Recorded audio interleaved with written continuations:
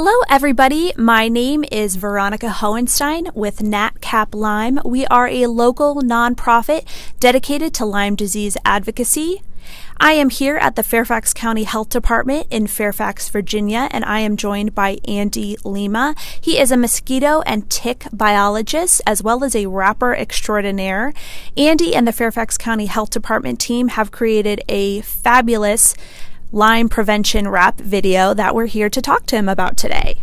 Thank you for joining us. Thanks a lot for having me. So Andy, what inspired you and the team to create Tick Check 1-2? We had a little bit of success back in 2016 when Zika virus was really epidemic and arriving in our hemisphere for the first time. And I was able to make a rap song at that time about Zika called Zika 101. And we got a little bit of publicity around it. So we decided to try to do something similar for Lyme disease. Wonderful. We're glad you did. It's hilarious and educational. Thank you. What key message do you hope that viewers take away from this video? I think first and foremost, from the video, we want them to take the prevention message away and knowledge of those symptoms of Lyme disease so that it can be detected as early as possible.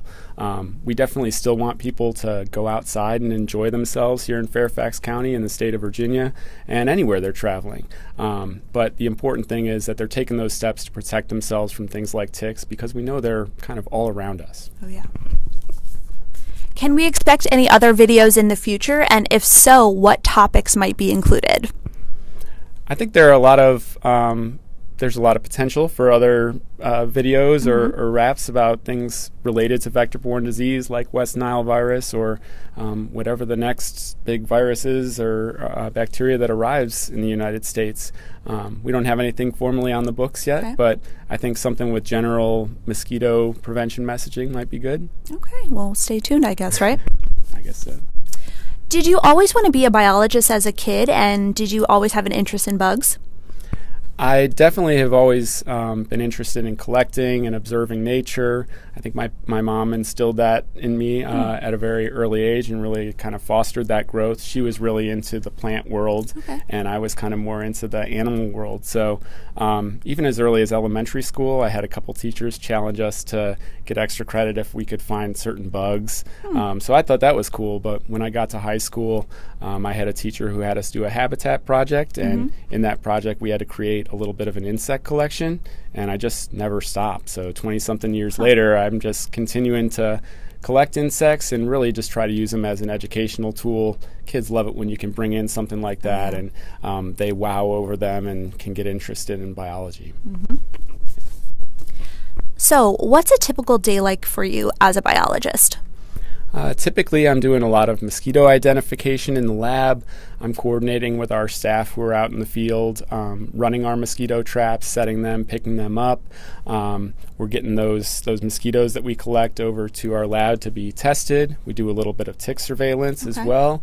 And a big part of my duties here are also outreach and education, which it's so fun to be able to do that in hip-hop form. But any event that we go to, I just love being out there and talking to people. So that's a big part of my duties too, is coordinating a lot of outreach events and actually attending and talking to folks. Wonderful.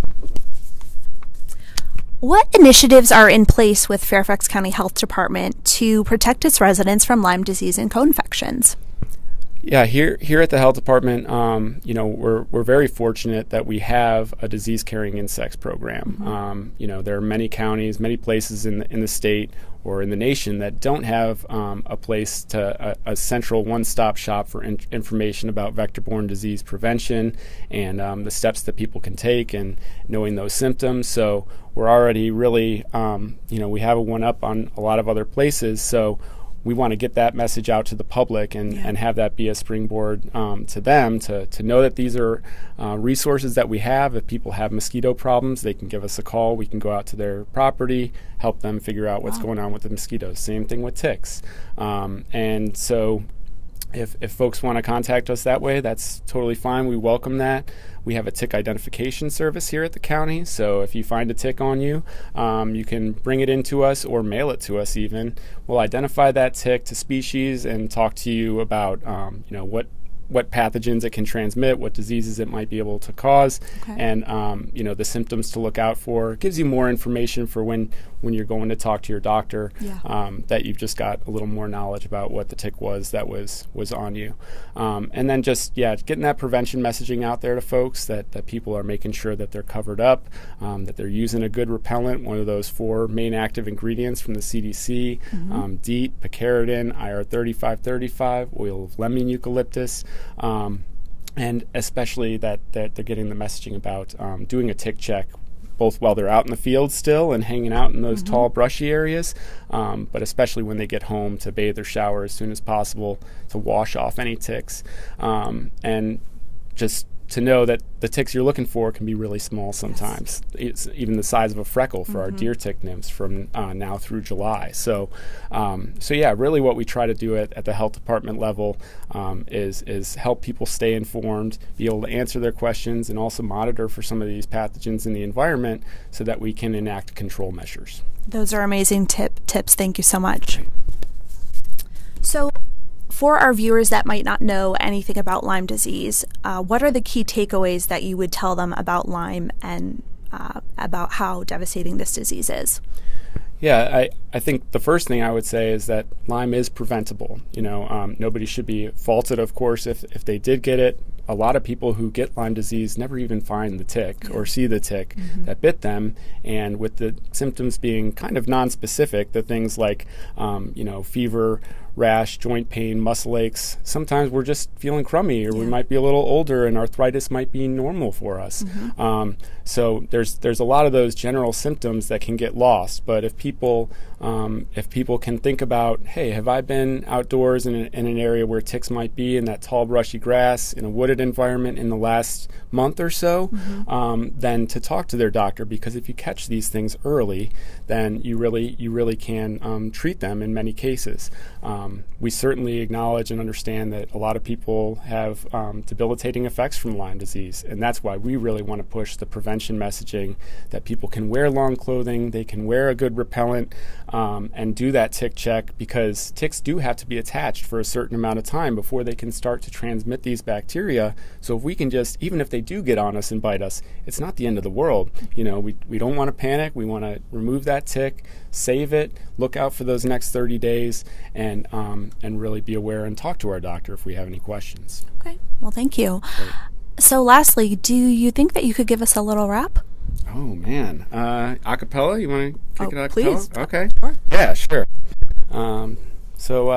We're dropping rhymes to target Lyme disease, calling attention to prevention, so please use repellent and do a tick check. Upper Midwest, Mid-Atlantic, and Northeast, nod your headache if you got bullseye rash, fever, fatigue.